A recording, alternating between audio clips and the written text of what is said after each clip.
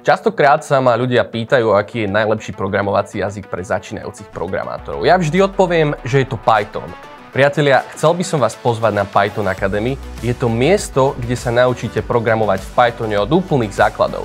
Moje meno je Michal Hucko, som Machine Learning DevOps inžinier a viacerí z vás ma možno poznáte pod skratkou Informatika s Mišom na YouTube, kde môj kurz Pythonu videlo viac ako 1 000 000 ľudí. Touto cestou by som vás chcel pozvať na Python Akadémii, kde vás naučím programovať v Pythone. Pokriem témy ako základy programovania v Pythone, základy objektovo orientovaného programovania v Pythone a základy dátovej analýzy. Ak videá nie sú pre teba postačujúce a potreboval by si trošku osobnejší prístup, Python Akadémia je tu pre teba. Viac ako 50 hodín materiálov, intenzívneho tréningu 2-krát do týždňa po 1,5 hodiny. Neváhaj a prihlás sa na Python Akadémii.